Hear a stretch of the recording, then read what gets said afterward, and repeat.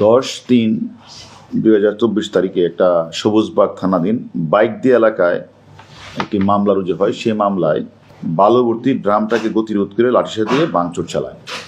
তো বিষয়টা যখন আমরা দেখতে পাই, তাহলে ওই যে ট্রাকটা দুইটা গ্রুপ কাজ করে, একটা গ্রুপ হলো বাবুল আর একটা হলো নজরুল।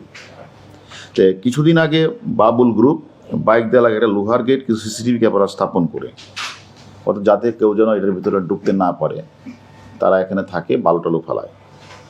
আরেকটি গ্রুপ সেখানে সন্ত্রাসী বাহিনীকে নিয়ে আসছে যেন কোনো ট্রাক ঢুকতে না পারে। তারপরে একজনের পায়ের মধ্যে হয়তো ট্রাকটা লেগে যায় বাধা দেওয়ার কারণে, সেখানে তারা পরক্ষণেই তারা আলমকে অস্ত্র দিয়ে গুলি করে আসামিরা পালিয়ে যায়। সেই মামলাটা আমরা প্রথমে ছায়াতদন্ত শুরু করি আমরা। পরবর্তী মামলাটা আমাদের ডিবিতে ট্রান্সফার হয়। আমরা সেই মামলার প্রেক্ষিতে আমরা প্রথমে একটি অস্ত্র এবং আজকে আমরা আরও টোটাল 5টি অস্ত্র আমরা উদ্ধার করেছি। সবুজবাগ থানার বিভিন্ন এলাকায় অভিযান চালিয়ে আমরা যে প্রধান আসামি রমজান ওরফে নয়ন সহ 6 জনকে গ্রেপ্তার করি এবং তাদের কাছ থেকে আমরা 5টি অস্ত্র এবং 49 রাউন্ড গুলি আমরা উদ্ধার করি।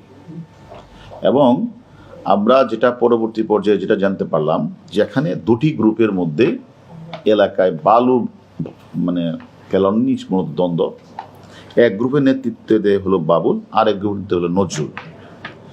এবং ঘটনার দিন গ্রেপ্তারকৃত আসামিরা মূলত নজরুল গ্রুপের পক্ষেই তারা সিসিটিভি ক্যামেরা লোহার গেট ভাঙার জন্য উক্ত স্থানে সমবেত হয়েছিল। এবং পরবর্তী পর্যায়ে আমরা যখন দেখলাম যে পায়ে গুলি করে বাবুল গ্রুপের লোকজনকে পায়ে গুলি করে তারা পালিয়ে যায়, মামলা হওয়ার পরে আমাদের খিলগা ডিভিশন মতিঝিল বিভাগে তারা বিভিন্ন জায়গায় অভিযান চালিয়ে এই 6 জনকে গ্রেপ্তার করে। এবং আমরা পরবর্তী যেটা জানতে পেরেছি যে এই যে মূল যে গুলিটা করেছেন প্রধান আসামি রমজান আহমেদ ওরফে নয়ন, তার পিসিআর পর্যালোচনা দেখা যায় তার বিরুদ্ধে প্রায় অস্ত্র, মাদক, ডাকাতি, দুশ্চরিত্র সহ প্রায় 12টার অধিক মামলা রয়েছে তার নামে। এবং সে ম্যাক্সিমাম ক্ষেত্রেই খিলগা, বাসাবো, সবুজবাগ, মুগদা, মাদার এলাকায় একজন চিহ্নিত সন্ত্রাসী। কিছুদিন আগেও একজন বাক প্রতিবন্ধী নাদিম হোসেনকেও হত্যাকাণ্ডের শিকার হয়। সে হত্যাকাণ্ড তার আপন ভাই 2 জন আর সাকিব এবং কাউসার মূল আসামি ছিল, তাদেরকে আমরা গ্রেপ্তার করেছিলাম। এবং আলোচ্য ঘটনা মূল হুতা রমজানের আপন 2 ভাইও বর্তমানে জেল হাজতে আছে। তো বিষয়টা হচ্ছে যে এই ঘটনা,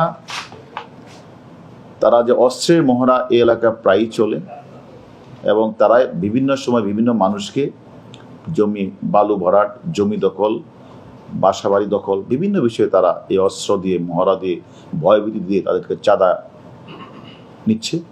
এবং কেউ সাহস পায় না তাদের বিরুদ্ধে যে থানায় জিডি করবে, মামলা করবে, সাহসটা পর্যন্ত কেউ পায় না। যার পরিপ্রেক্ষিতে এই বালু ভরাটকে কেন্দ্র করে 2 গ্রুপের দ্বন্দ্বের প্রেক্ষিতে যখন সে আলমের পায়ে গুলি করে পালিয়ে যায়, সেই মামলার প্রেক্ষিতে কিন্তু আমাদের ডিবি অভিযান চালিয়ে সবুজবাগ এলাকা থেকে আমরা 5টা অস্ত্র এবং 49 রাউন্ড এবং 6 জনকে গ্রেপ্তার করেছি।